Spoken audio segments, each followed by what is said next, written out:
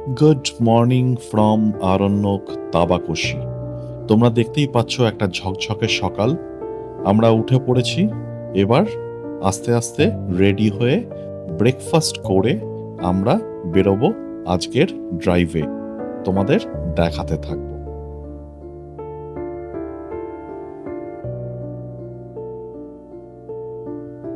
সেই বিখ্যাত approach road দেখোনি? এ বাবা, দেখালাম তো আগের ব্লগে।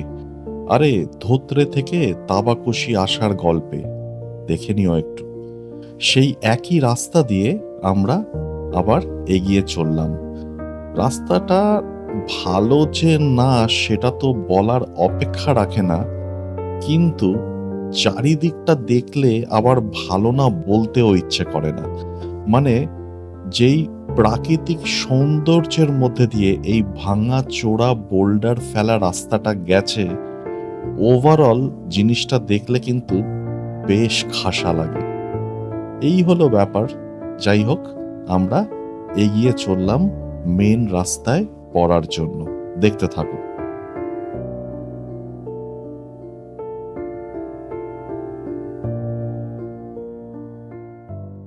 আমরা শুরু করে দিলাম এখানের তাবাকশি আরণ্যক রিসর্ট থেকে। তো আজকের গন্তব্যস্থল হচ্ছে মালদা।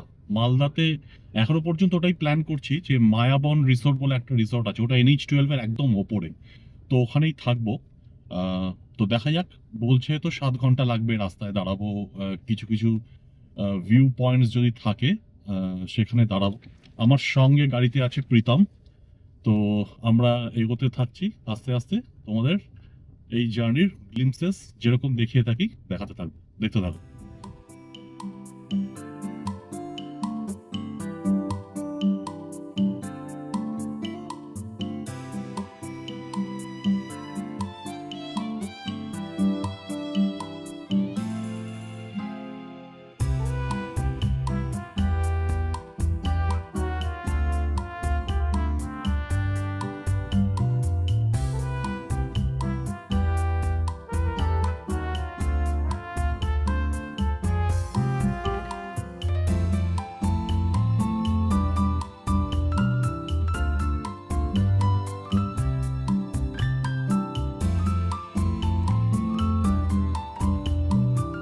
না না, কনফিউশন কিছু না। ভাবছিলাম এটা দিয়েই যাব, তো 8th মাইল না কি একটা লেখা আছে। তো অরিন্দম যখন এগিয়ে গেল, ভাবলাম এটাই ঠিক রাস্তা হবে। আমরাও এগিয়ে পড়লাম 8th মাইল ধরে। দেখি কোথায় নিয়ে যায়।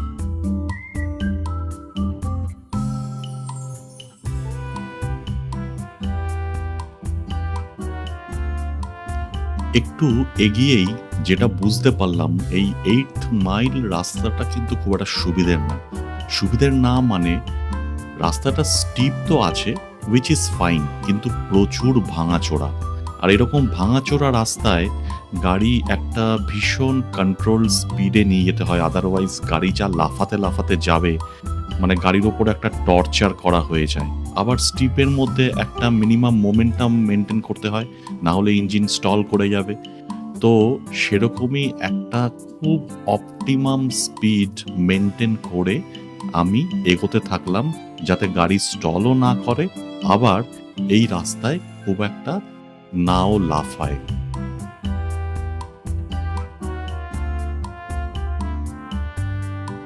অরিন্দম দাঁড়িয়ে পড়েছিল আমাকে আসতে না দেখে। তারপরে যেই আমাকে দেখলো আবার এগিয়ে চলল। ওর গাড়িটার মজাই আলাদা। দেখছো তো, দানবের মতো চেহারা আর রাক্ষসের মতো লো এন্ড টর্ক। মানে এই ধরনের রাস্তায়, যেখানে রাস্তা স্টিপ এবং ভাঙা, সেখানে একদম বেয়ার মিনিমাম স্পিডে গুড় গুড় করে গড়ানোতে ওই ধরনের গাড়ির কোনো জুড়ি নেই।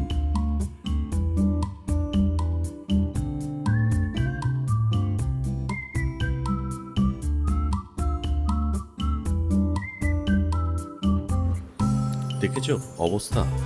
পিকআপ ট্রাকটা এত স্লো যাচ্ছে, এই টার্নিংটাতে এসে আমরা 3টে গাড়ি কাইন্ড অফ প্রায় বাম্পার টু বাম্পার চলে এসেছিলাম। আর এই টার্নিংটাও খুব বাজে ছিল।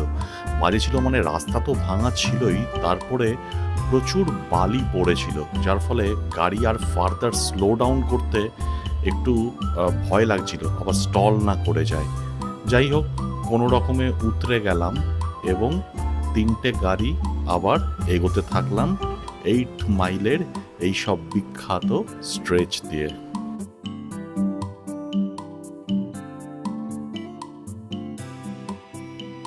সামনের স্ট্রেচটাতে রাস্তা বলে তো কিছু দেখতে পাচ্ছিলাম না, পুরোটাই মাটির, বেশ ভালো স্টিপ, এবং তার মধ্যে পুরো স্ট্রেচটার মধ্যেই ঝুড়ো বালি পড়ে আছে। দেখে মনে হলো এই রাস্তায় গাড়ির পিছন পিছন যাওয়া ঠিক হবে না, যদি ফেসে যাই, আটকে যাই, একটু আগে পিছে করতে হয়। চুপচাপ দাঁড়িয়ে গেলাম, অরিন্দম আগে যাক, তারপরে ও পুরো স্ট্রেচটা কভার করার পরে আমি যাব। পিছনে একটা লোকাল গাড়ি দাঁড়িয়েছিল, আমি তো ভাবলাম এবার বোধহয় খুব হংকিং করবে, কেন আননেসেসারি দাঁড়িয়ে আছে। সেও দেখলাম ধৈর্য ধরে দাঁড়িয়ে আছে। চট করে বুঝে গেলাম গল্পটা। তার মানে এই স্ট্রেচটাতে সব গাড়ি ওই একা একাই ওঠে। যাই হোক, ভগবানের নাম স্মরণ করে শুরু করে দিলাম। জানি না কি আছে কপালে, যেরকম বালি পড়ে আছে, তো একটা খুব কন্ট্রোল স্পিডে এগোতে থাকলাম। দেখা যাক কি হয়।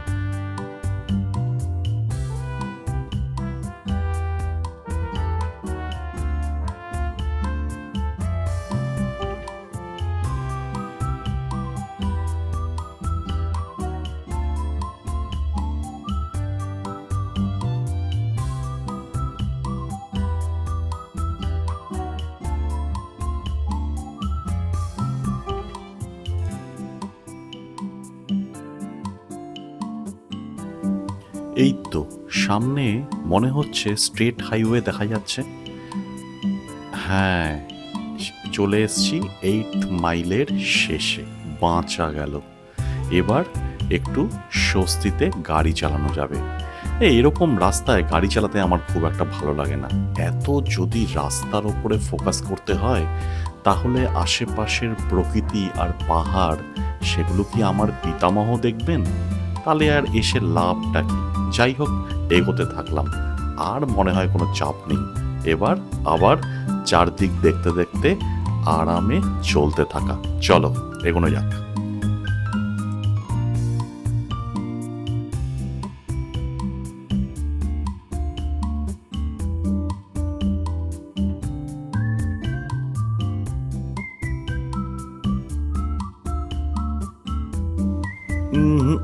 সম্ভব না, হলো না। কি? আরে ওই যে দেখা যাচ্ছে না, আই লাভ মিরিক। ভাবলাম ওর সামনে দাঁড়িয়ে একটু ছবি ছাওয়া তুলবো, গাড়িগুলোকে দাঁড় করিয়েও একটু ছবি তুলবো, কিন্তু এত লোক আর এত গাড়ি অলরেডি পার্কড।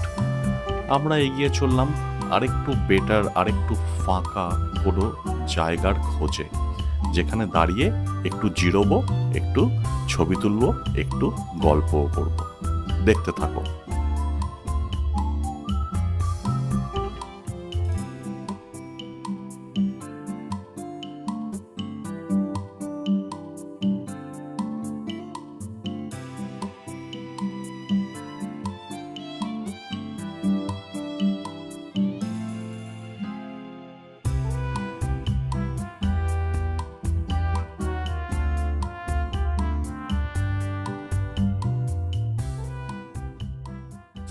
আমরা এখন মিরিকের কাছাকাছি একটা ভিউ পয়েন্টে, জাস্ট মিরিকের ভিউ পয়েন্টটা ক্রস করলাম।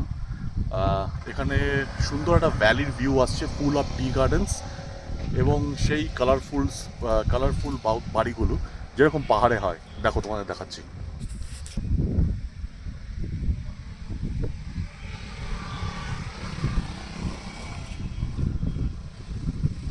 এদিক থেকে দেখবে রোডগুলো কিছুটা এই যে স্পাইরালি উঠে গেছে, পুরো লুপ না, বাট দেখতে বেশ ভালো লাগছে। আর আমাদের গাড়িগুলো আছে এখানে, শুভ, প্রীতম, এখানে আমার গাড়িটা আছে, অরিন্দমের গাড়িটা ওই ওপরে আছে। তোমাদের দেখাতে থাকবো। 8 মাইল রাস্তাটা তো দেখলে, হ্যাঁ, মোটামুটি ওটা এই পুরো হিল ড্রাইভটা ধামাকা ছিল। এই রে, আবার দাঁড়িয়ে গেল। ও আচ্ছা আচ্ছা, লাস্ট যেখানে দাঁড়িয়েছিলাম সেখানে তো চা টা এইসব কিছুই হয়নি। এখানে আবার দেখছি প্রচুর কমলা লেবু এইসবও আছে। বুঝতে পেরেছি, আমরা একটুখানি চা আর টা সেরে নিই, তারপরে তোমাদের আবার রাস্তা দেখাবো। দেখতে থাকো।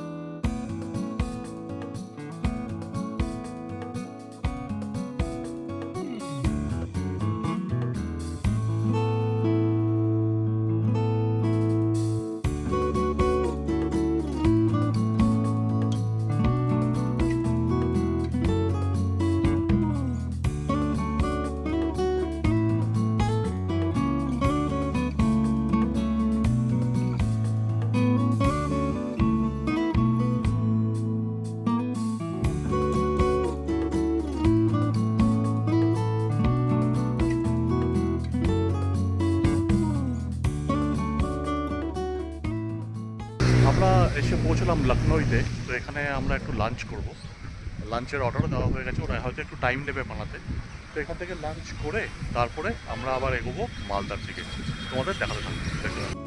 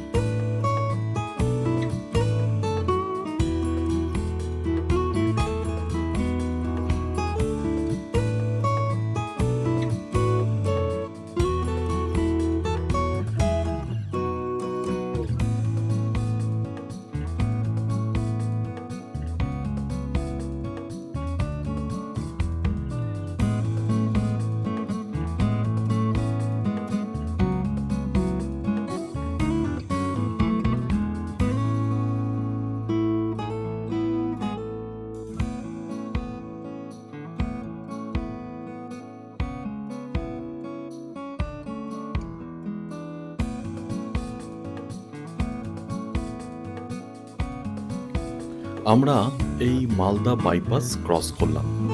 বাজে রাত প্রায় 9টা। মাঝখানে খুব একটা রাস্তা দেখায়নি, অন্ধকারে কতটাই বা দেখানো যায়। তবে আপডেট বলতে NH27 শিলিগুড়ি পূর্ণিয়া, তার মধ্যে শিলিগুড়ি টু ডালখোলা যে স্ট্রেচটা আছে, ইসলামপুর অবধি যথারীতি ভালো। ইসলামপুর বাইপাসের পর থেকে রাস্তা অনেক জায়গায় ভাঙা, ডাইভারশন আছে। তবে শিলিগুড়ি থেকে ডালখোলা ফেরার সাইডের রাস্তাটা কম্পারেটিভলি অনেকটাই বেটার, উল্টো দিকেরটা ভয়াবহ। তো যাই হোক, আমরা পৌঁছে গেলাম মায়াবন রিসর্টে। মালদার মায়াবন রিসর্ট একদম NH12 এর ওপরে। এখানে আমরা বুক করেছি আসার পথেই। মাঝখানে একবার দুবার চা খেতে দাঁড়িয়েছিলাম, তো অন্ধকার হয়ে গেছিল বলে তোমাদের সেরকমভাবে আর দেখাইনি। এই রিসর্টটাতে আগেও ছিলাম। এর সাইড দিয়ে একটা প্যাসেজ থাকে, যেখান দিয়ে একদম পিছনের দিকে চলে যাওয়া যায়। পিছনের দিকেই হচ্ছে থাকার জায়গা বা রেসিডেন্সিয়াল যে রুমসগুলো আছে, সেগুলো সবই হচ্ছে পিছনের দিকে। মাঝামাঝি আছে রেস্টুরেন্ট এবং কিছু ওপেন স্পেসেস আছে, কিছুটা ল্যান্ডস্কেপড। দেখতে থাকো।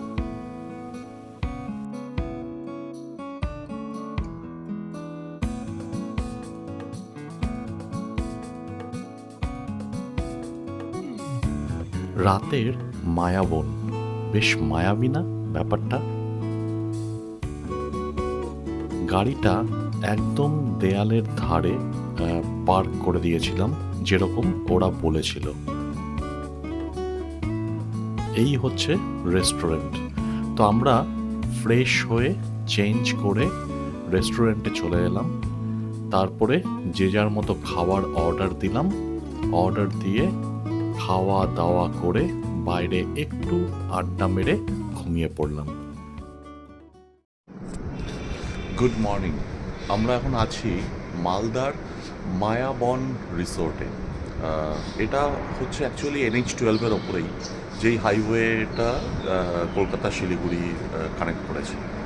তো আমরা তো তাবাকুশি থেকে ডাউনহিল শুরু করি, তারপরে শিলিগুড়ি এসে ঠিক করি যে একবারে কলকাতা আসবো না, মানে খুব স্ট্রেসফুল ড্রাইভ হয়ে যাবে। তো সেই জন্য মালদায় আমরা থেকে যাই। গতকাল রাতে তোমাদের একটু গ্লিমসেস দেখিয়েছিলাম, কিন্তু ওখানে কোনো একটা পার্টি হচ্ছিল, আবার এত সাউন্ড ছিল আমি আর কিছু ব্লগিং করিনি। তো ভাবলাম সকালবেলা তোমাদের একটু দেখিয়ে দিই জায়গাটা কীরকম। আমি জাস্ট কিছুক্ষণ হলো ঘুম থেকে উঠেছি। ঘরের ভেতরটা তোমাদের একটু পরে দেখাবো, অরিন্দম এখনও ঘুমোচ্ছে। তো তোমাদের এখান থেকে দেখিয়ে দিই যে এটা হোটেল বলো বা রিসর্ট বলো, একটু পুরনো, কিন্তু বেসিক ফেসিলিটিস সব ঠিকঠাকই আছে। তো তোমাদের দেখিয়ে দিই এটা কীরকম। এই যে এখানে দেখো লাইন দিয়ে ব্যালকানিগুলো আছে। আমিও একটা ব্যালকানি থেকেই, মানে আমাদের রুমের ব্যালকানি থেকেই রেকর্ড করছি। আর হোটেলটা হচ্ছে অনেকটা এরকম, মানে এখানে একটা ওয়াটার বডি টাইপের আছে, এখানে প্রচুর মাছ আছে এবং বোধহয় কিছু শালুক ফুলও ফুটে থাকে। আর ওই যে সামনের যে এরিয়াটা, ওখান দিয়ে এন্ট্রি হয়। গাড়ি ঢোকানোর জায়গাটা একটা সাইডে একটা প্যাসেজ আছে। হ্যাঁ, সবাই হয়তো ফিগার আউট করতে পারবে না, যারা এসছে তারা জানে। আর সামনের যে বিল্ডিংটা দেখা যাচ্ছে গাছের ফাঁক দিয়ে একদম মাঝামাঝি স্ক্রিনের, ওটা হচ্ছে রেস্টুরেন্ট। ওকে। আর ওর বাইরে যে লনটা আছে, ওখানেই কালকে কিছু একটা পার্টি হচ্ছিল, পিকনিক হবে বা কিছু একটা হবে, সেরকম কিছু একটা হচ্ছিল। তো এই হচ্ছে মোটামুটি কমপ্লেক্সটা এরকম দেখতে। আর রুমের ভিতরটা তোমাদের একটু পরে দেখাবো, আমরা যখন বেরোবো তখন দেখাবো। গাড়িটার অবস্থা খুবই খারাপ, মানে গাছে বসে বসে পাখিরা মস্তিতে যা করার কাজকর্ম করেছে আর কি, সকালের যে কাজ। গাড়িটা এই জায়গাটায় ছিল, এই যে গাছের দুটো গুড়ি, এর সামনে একদম দেয়ালে ঠাসিয়ে রাখা ছিল। তো আমি একজনকে বললাম, একজন মাসি আছেন এখানে, বললাম ওই যে ওই দিদি আছে, দিদি একটু পরিষ্কার করছে, আমি ততক্ষণ ব্রেকফাস্টে যাচ্ছি। বেরোনোর প্ল্যান অনেক আগে ছিল, কিন্তু আলটিমেটলি সেই দেরি হয়ে গেল। তো এখন 9:15 বাজে বোধহয়। তো ব্রেকফাস্ট করে দিদি ততক্ষণে গাড়িটা পরিষ্কার করে দেবে, তারপরে আমরা বেরোবো কলকাতার উদ্দেশ্যে। তোমাদের দেখাতে থাকবো। না, আমরা এখনও বেরোতে পারিনি। বাজে কটা? 10:23 এখনও মালদা মায়াবন রিসর্ট। অ্যাকচুয়ালি আলু পরাঠার সঙ্গে একটা খেতে দিয়েছিল, কী বলে ওটাকে, আমের আচার। সেটা লোকজনের এত পছন্দ হয়ে গেছে, তখন তারা আবার বলে যে এই আচারটা চাই।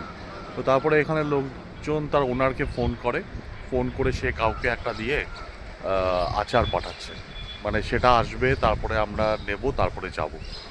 তো আজকে যেহেতু মালদা থেকে কলকাতা, সেই জন্য লোকজন খুব একটা চাপ নিচ্ছে না, মানে 1 ঘন্টা 2 ঘন্টা এদিক ওদিক হলেও একটা ডিসেন্ট টাইমেই কলকাতা পৌঁছে যাওয়া উচিত। আর ইন দ্য মেইন ওয়াইল এখানে যখন আছি, এই জায়গাটাকে তোমাদের আর একটু বেটার দেখাই। এটা হচ্ছে রিসর্টটার একদম পিছনের দিকটা। হ্যাঁ, এখানে একটা সুইমিং পুল আছে।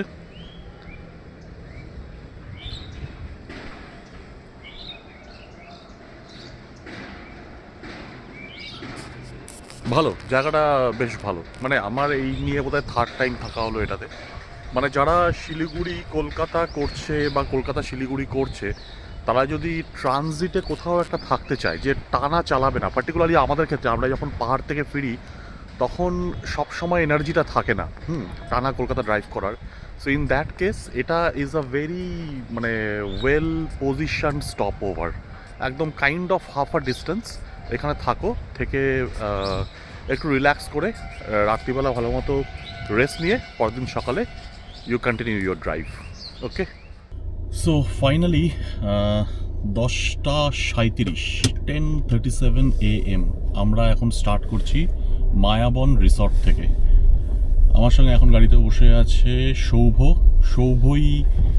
সৌভর জন্যই এই ট্রিপটা এতটা প্ল্যান্ড এবং অর্গানাইজড ওয়েতে হলো। ও কিন্তু এরকম প্রচুর ট্রিপ করায়, and he is also kind of a professional trekker. হ্যাঁ, ওর জন্যই আমি জীবনে কোনোদিনও হাইকিং এইসব করিনি, আমি ভাবিও নি কোনোদিনও যে করবো। It was completely out of syllabus, কিন্তু সেটা সৌভর জন্য ওই এক্সপিরিয়েন্সটাতেও একটা টিক ইন দ্য বক্স হয়ে গেছে। স্ট্রাগল করেছি অবভিয়াসলি, মানে এই না যে প্রথমবার গিয়ে ব্যাপক করে দিয়েছি, তা না, স্ট্রাগল তো করেছি, but then thanks to him, ওর জন্য এই এক্সপিরিয়েন্সটাও হয়েছে। প্রত্যেকটা জায়গা খুব ভালো ছিল। প্রথমে আমরা ধোত্রেতে স্টে করলাম 1 নাইট, দেন স্টে করলাম টুমলিংয়ে, তারপরে তাবাকোশি, আর তারপরে হচ্ছে এই মালদার মায়াবন রিসর্ট। তো আস্তে আস্তে এবার এগোতে থাকছি, তোমাদের ছোট ছোট করে রাস্তার আপডেটগুলো দিতে থাকবো, দেখতে থাকো।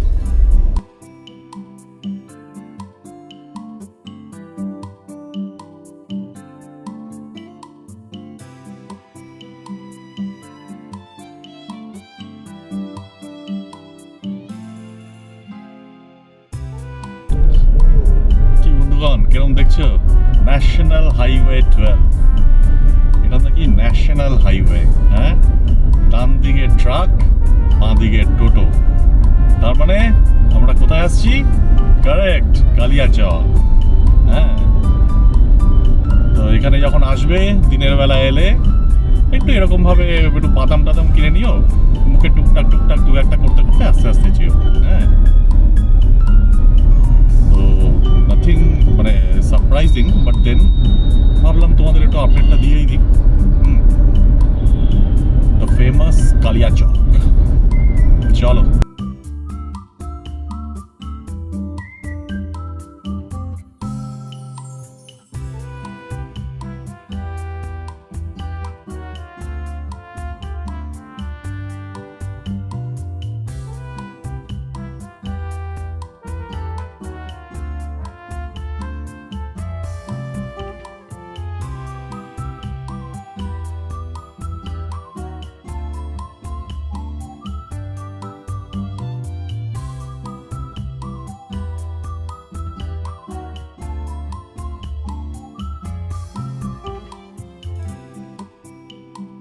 কিরম লাগছে NH12, দেখেছো তো?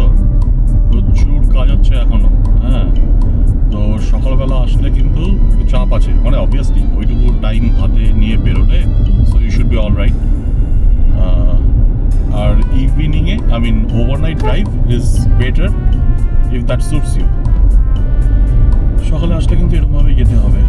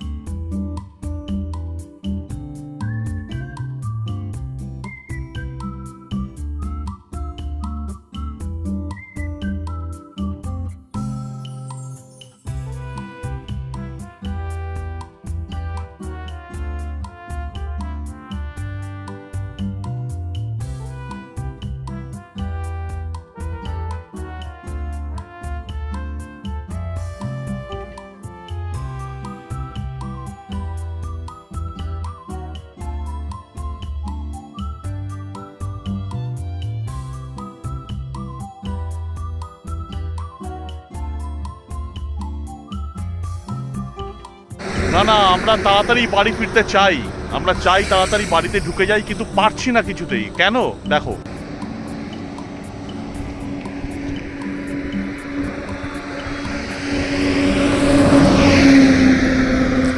এরকম সব চারপাশে যদি কালারফুল ব্যাকড্রপস থাকে দাঁড়িয়ে পড়তেই হয়।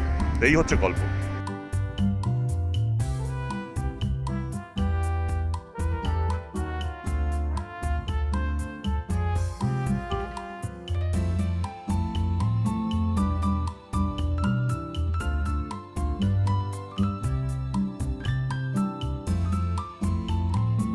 উঠে গেলাম বহরমপুর বাইপাস।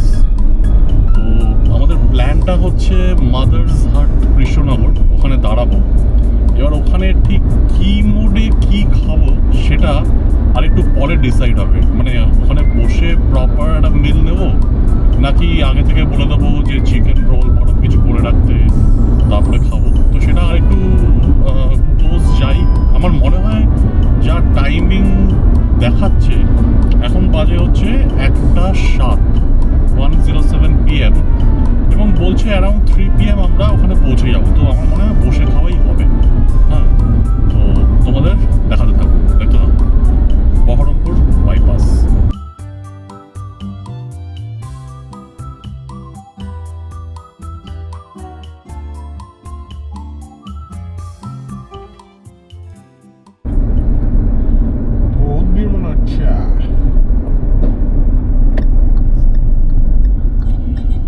আমরা পৌঁছে গেলাম মাদার্স হাট।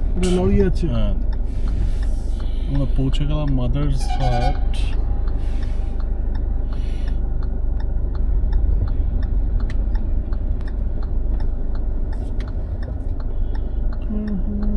প্রচুর গাড়ি, প্রচুর গাড়ি, প্রচুর ভিড়।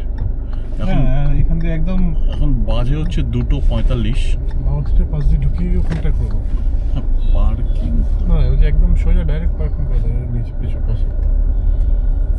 এর পাশে। হ্যাঁ, ওই যে মাউথের পাশ দিয়ে ঢুকিয়ে তুলে দিতে একবারে।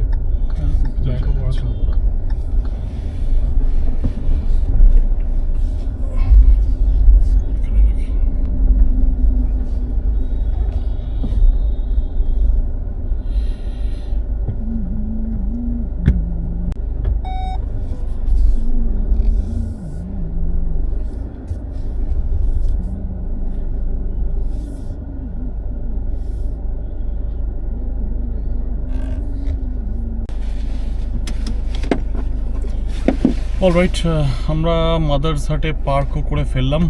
এবার যাই দেখি কি খাওয়া যায়, তারপরে last leg of this drive today সেটা হচ্ছে মাদার্স হাট টু মানে কৃষ্ণনগর টু কলকাতা। দেখতে থাকো। আমরা অ্যারাউন্ড 4:10 PM, সো ওই সময়টা 4:10 নাগাদ মাদার হাটস থেকে খেয়ে দিয়ে বেরোলাম। প্রচুর খাওয়া, সে কি আর বলবো, সে বিভিন্ন কি একটা স্পেশাল টাইপের ফিশ ফ্রাই, নামটাও আমি জানি না, ফিশ ফ্রাইয়ের মতো খেতে। তারপরে একটা চিকেন দিল কিরকম স্মোকি টাইপের ব্যাপার, আর অনেক কিছু সস টস দেওয়া। হ্যাঁ, ভালোই খেতে, ভালো, কি ভেরিয়েশন জানি না। তো আর তারপরে প্রীতম নিল veg thali with mutton, pressure cooker মাটনটা প্রেশার কুকারে দিয়ে গেল। By the way, pressure cooker, ছোট্ট প্রেশার কুকারে মাটন দিয়ে গেল। তো আমি একটু জিজ্ঞেস করলাম যে আপনাদের কাছে এরকম যদি 100টা অর্ডার আসে 100টা প্রেশার কুকার আছে কিনা, দিতে পারবেন কিনা। তো তাতে বললো হ্যাঁ অনেক আছে, কিন্তু কত আছে সেটা বললো না। হ্যাঁ, তো যাই হোক, তারপরে কৃষ্ণেন্দু খেলো হচ্ছে ভেজ থালি প্লাস চিকেন। সেটা আবার কি ঘরোয়া চিকেন নাকি এর অদ্ভুত টাইপের নাম, তাই তো? কি নাম? হ্যাঁ, ঠাকুরবাড়ি চিকেন। আচ্ছা, আর আমরা খেলাম ওই লেবু লঙ্কা নান, আর তার সঙ্গে চিকেনের দুটো প্রিপারেশন, সবগুলি বোনলেস। তারপরে ও আচ্ছা, প্রীতম আর কৃষ্ণেন্দুর থালির মধ্যে বোধহয় 2-3 ধরনের সুইটসের ভ্যারাইটি ছিল, তো সেগুলো ওরা শেয়ার করে দিল আমাদের সঙ্গে। তারপরে আমরা লস্যি খেলাম।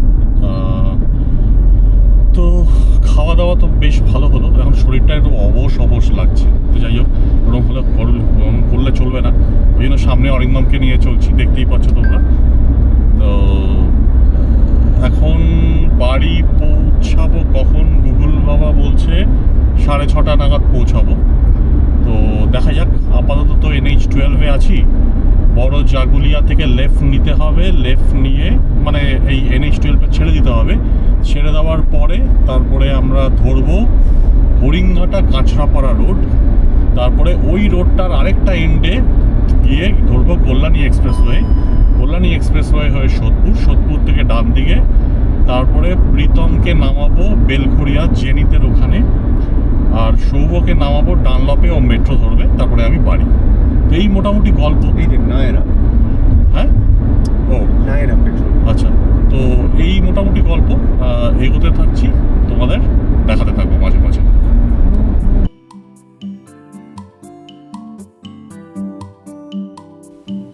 দেখো, দেখতে দেখতে বড় জাগুলিয়া চলে এলো, মানে টাইম টু লিভ NH-12। ঢুকে পড়লাম সার্ভিস রোডে। এই ট্রিপটার কথা যখন ভাবি, ইট ওয়াজ রিয়েলি অসাম। পাহাড়ে বহুবারই গেছি, যতবারই যাই আমার দারুণ লাগে। আমার এটা একটা গ্রেট রিফ্রেশমেন্ট। আমার নতুন নতুন জায়গায় যাওয়ার দরকার নেই। বোর হয়ে গেলে একটু 3-4 দিন পাহাড়ে ঘুরে আসতেই যথেষ্ট।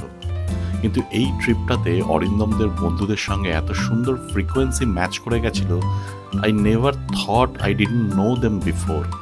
ইট ওয়াজ সো গুড। তারপরে সারা রাত ড্রাইভ করে পরের দিন আবার ওই hiking. I never thought I would be able to do that. একটু অ্যাপ্রিহেন্সিভ ছিলাম, একটু কষ্টও হয়েছে বিকজ আমার শুটা প্রপার ছিল না, but finally it was fun. Sourav পুরো ব্যাপারটা খুব দারুণ অ্যারেঞ্জ করেছিল। আর Krishnendu, Pritam, Soumyajit, they were awesome. Soumyajit তো ব্যাক পেন নিয়ে যেরকমভাবে ও হাইকটা করলো, I thought he would struggle. He did, but he finished it. এবং পরের দিনও ও কিন্তু ঠিকঠাকভাবেই আবার নেমেও চলে এলো টুমলিং থেকে ধোত্রে। এই দেখো, কথা বলতে বলতে আমাদের রাইট টার্ন নেওয়ার টাইম চলে এলো। এই রাইট টার্নটাতে আমরা পড়ব হরিংঘাটা কাঁচরাপাড়া রোডে, এবং সেটা ধরে আমরা এগিয়ে যাব টুয়ার্ডস কাঁচরাপাড়া। তারপরে আরেকটু এগোলে কল্যাণী এক্সপ্রেসওয়েতে মার্চ করার জায়গাটা চলে আসবে।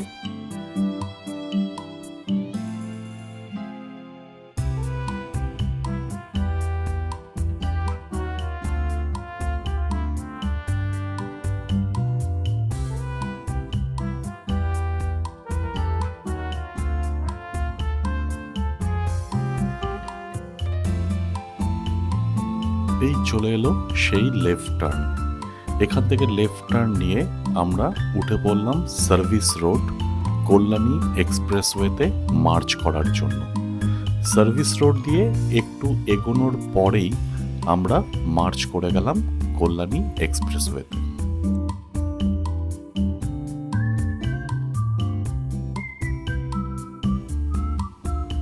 কল্যাণী এক্সপ্রেসওয়ে দিয়ে এগোতে এগোতে আমরা বেলঘড়িয়ার কাছাকাছি চলে এলাম। মানে একটা জায়গায় কল্যাণী এক্সপ্রেসওয়ে ছেড়ে বাঁদিকে ঢুকে গেলাম। দুটো গাড়িতেই আমার আর অরিন্দমের ফোন কানেক্টেড, এবং ওভার দ্য ফোন স্কুল বন্ধুদের মধ্যে লাস্ট মিনিটের ফান চলছে। শুনবে? শোনো, কি আর করবে।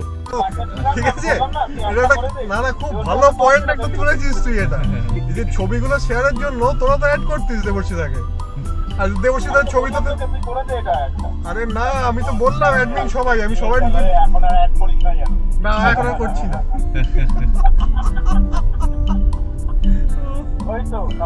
তারপরে তুই এমন করে বললি, আমি চট্টগ্রামের সাবজেক্টে ড্রাইভ চেক করতে বললাম। হ্যাঁ, আমি তো সেটাই তো, সেই ঘটনাটাই তো বলছি যে তোরা ছবিগুলো শেয়ার করলি, তার জন্য অ্যাড করলি না। আর তুই কেন ছবি তুললি না? আমার মোবাইলটা অ্যাড না করতে হয়। আমার 8,000 টাকার মোবাইল, এই মোবাইলে ছবি তুলে কিছু হয় না। তো কি বলেছিস তোকে হয় না? আমি তো বলছি হয় না। ফটো তুলে তারপরে পোস্ট করে আমাদেরকে বলতে বলতে, না আমার যে আমি কি পরের ছবিটা তুলবো? এটা হচ্ছে না, বাজেট তোর বলছিস। হ্যাঁ, মানে এটা কি রোববার দুপুরে হবে?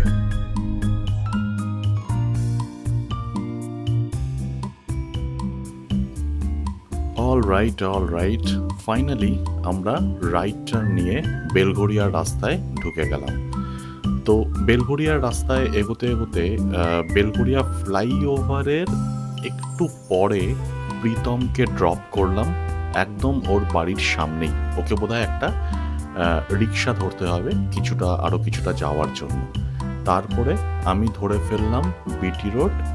সেখানে ডানলপ মেট্রো স্টেশনের ওখানে সৌভকে ড্রপ করলাম। সৌভ মোস্ট প্রবাবলি মেট্রো ধরে বেলগাছিয়া যাবে অথবা কোথাও একটা যাবে, মানে আমার ঠিক এখন মনে পড়ছে না। তো তারপরে আমি এগোতে থাকলাম এবং এসে গেলাম অতি পরিচিত বিটি রোড। নিয়ে নিলাম ইউ টার্ন এবং পৌঁছে গেলাম বাড়ি। ট্রিপটা যেরকম তোমাদের বললাম অসাম ছিল, অনেক দিন মনে থাকবে। Looking forward to such TRIPS again and again. দেখা যাক আবার কবে এরকম একটা জমাটিয়া ট্রিপ হয়। তোমাদের সঙ্গে দেখা হবে আবার অন্য কোনো ঘোরার গল্প নিয়ে। ততদিন ভালো থেকো, বাই।